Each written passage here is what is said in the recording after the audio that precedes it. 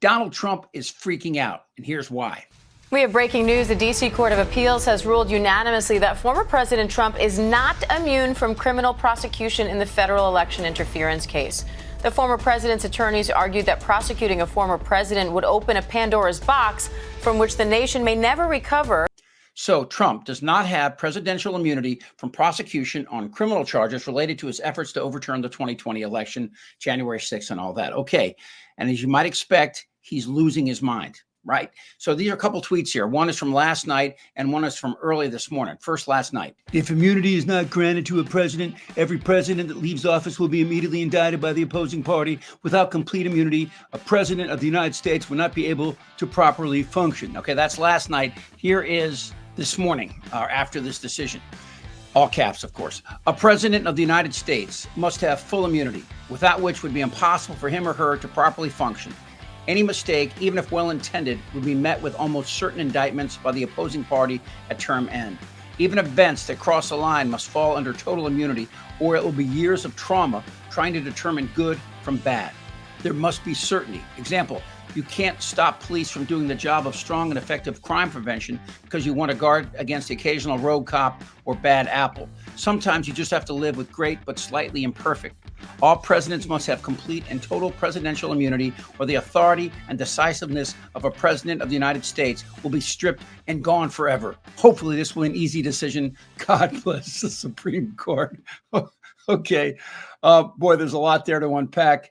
First of all, he mentioned rogue cops. It reminds me of that Chris Rock joke about when people talk about cops and they say, oh, you know, there are some bad apples. He goes, really? Would you tolerate that like in the airline industry? Yeah, we got a lot of great pilots, but there are a few bad apples. It's all Trumpian doublespeak. It's what he does. He says something outrageous, then claims to take a little piece of it back and the like. You know, Ari, forget about what he said about being a dictator for one day. Just think about what, as Andrew and I have been talking about for the last few weeks, what he said his lawyers to out in court to say, which is he, as sitting president, can go and murder his political opponent and face no criminal consequences, and, you know, supposedly, you know, murder the senators also who would oversee his impeachment trial.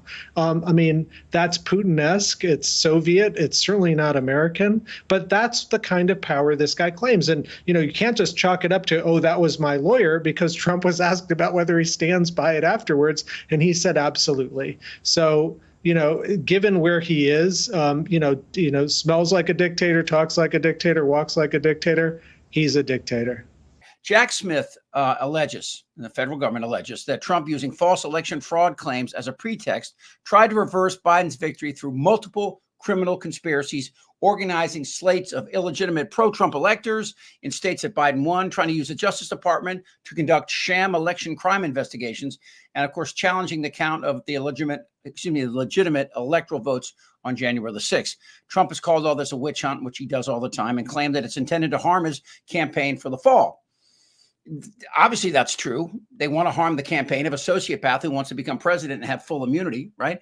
Trump is separately charged in 3 other criminal cases. One of them in Georgia state court relates to the attempt to reverse, again, the 2020 election to Biden. And in Florida, Trump is charged by Smith with retaining these classified, I've almost forgot about this, the classified government documents after leaving the White House and obstructing efforts to get them back. And in March, again, Trump is scheduled to go on trial in New York, in Manhattan, where he's charged with falsifying the business documents relating to the 2016 hush money and Stormy Daniels. It goes on and on and on. Okay, so there's good news and bad news here, and the bad news should freak you out.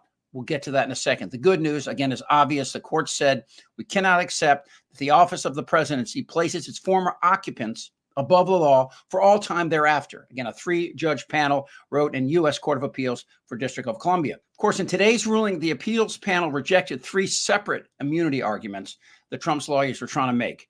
And they said this: for the purpose of this criminal case, former President Trump has become Citizen Trump. It was a 57-page opinion. But any executive immunity that may have protected him while he served as president no longer protects him against prosecution.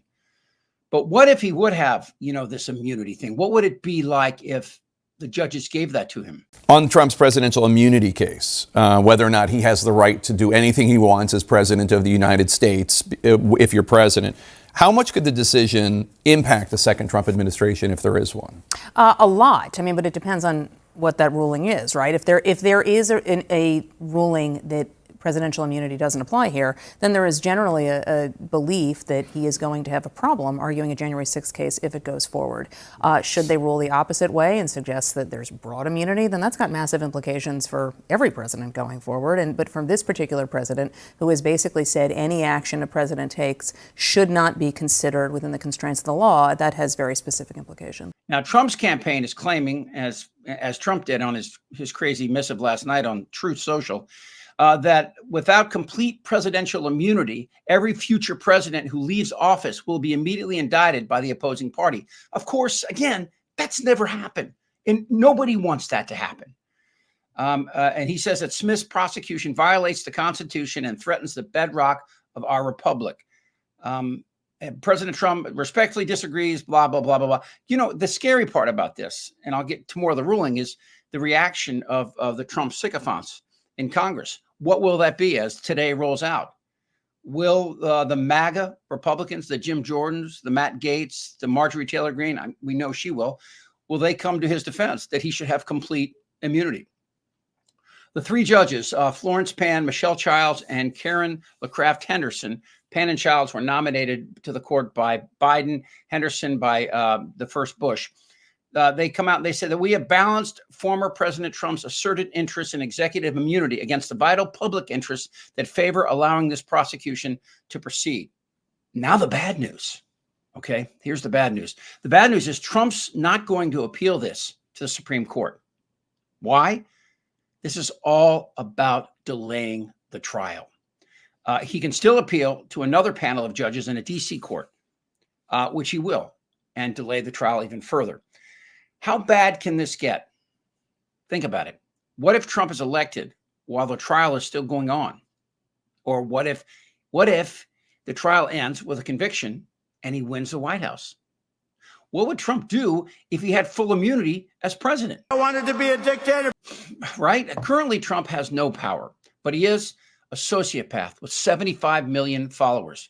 He makes Jim Jones look like a Cub Scout leader. As president, do you think he would surrender to his own Justice Department? I have no doubt that SCOTUS will make the three-judge panel, and I have no doubt that the Supreme Court will, like the three-judge panel, say he has no immunity. But will that be too late to try him before the election? It probably will be. So, people, there's a serious chance we may have a president of the United States who is awaiting sentencing on multiple federal felony counts. Stay tuned for Really American Media. Like and subscribe right here and let us know what you think. For Really American, I'm Chip Franklin.